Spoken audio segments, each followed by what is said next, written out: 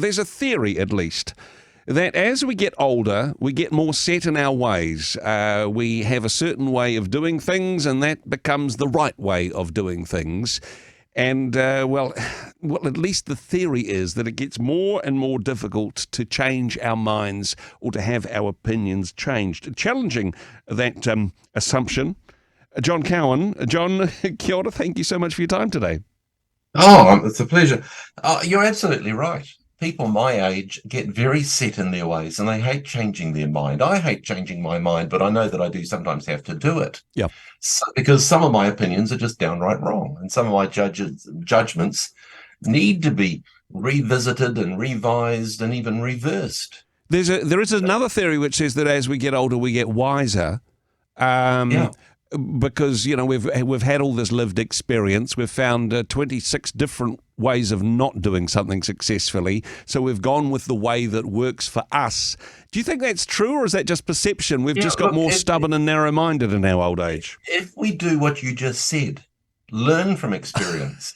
Learn. One of the things I've realized is my great capacity for getting things wrong. Yeah.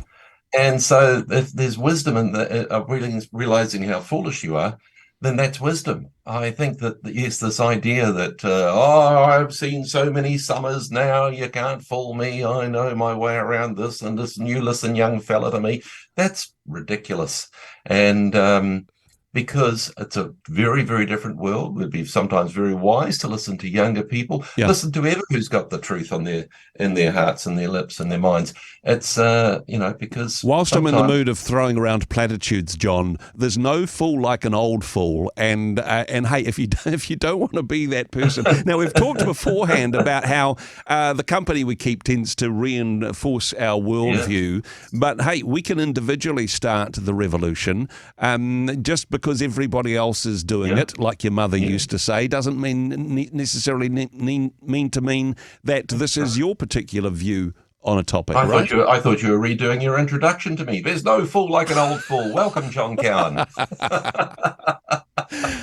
Look, where do we start, though? Because it is very easy to get stuck in the ruts that we've made throughout life's journey so far. That's just the path of less resistance. Where do we start when it comes not badgering people into changing their own minds, but even changing our own minds? That's more challenging than you might think.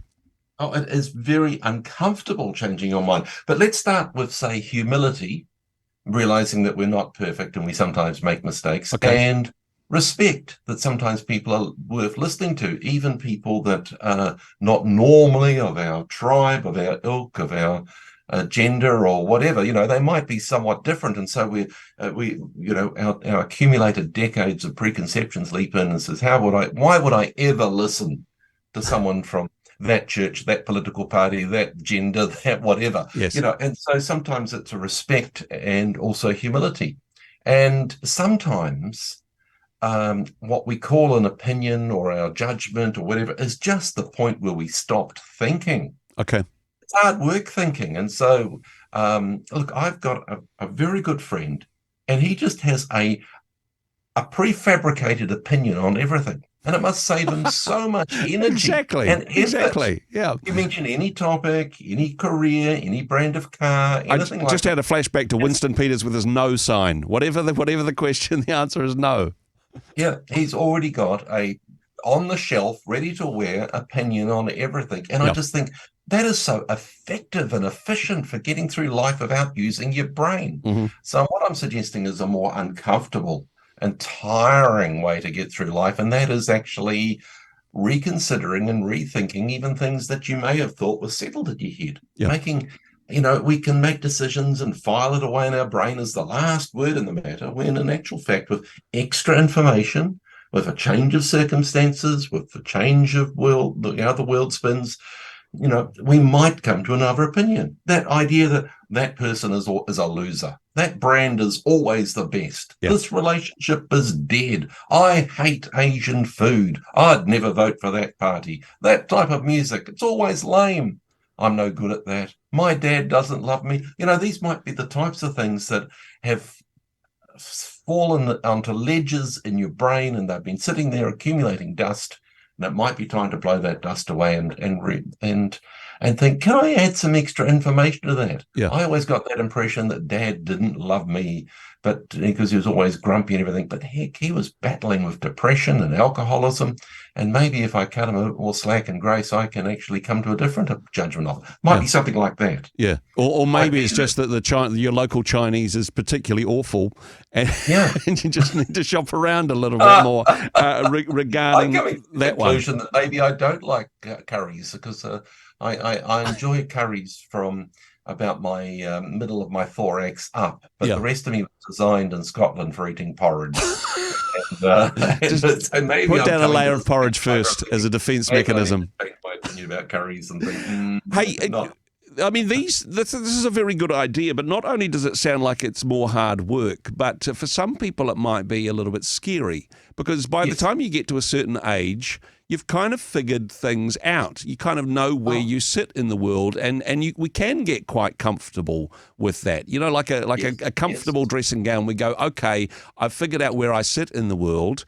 Constantly, I suppose, challenging the conclusions that we've come to might take us to a place which isn't quite as comfortable. I'll tell you why I started thinking about this topic, and it was the jury that came back with a decision on the poor woman that killed her children down in Timaru. A terrible thing. And I'm thinking, how can those jurors make a decision on a topic like that when you have one expert saying one thing and another expert saying another thing? And I would think that would be they have my immense sympathy, because we just don't get taught how to make decisions about things. And then to come to a decision that's going to remain, have an impact on someone's rest of their life. So hard. So that's why I started thinking about it. I'm not going to say that they made the wrong decision or the right decision. I just said it was a hard decision. Yes. And there'll probably be appeals and things, and new information will be brought, and other experts will speak, and who knows, they might come out with another decision. But this is the way that we have about going through. 1 Kings 18:21. You'll know that off the top of your head, won't you? 1 Kings is one of my favourite books in the Bible, particularly compared to 2 Kings, which is absolutely awful.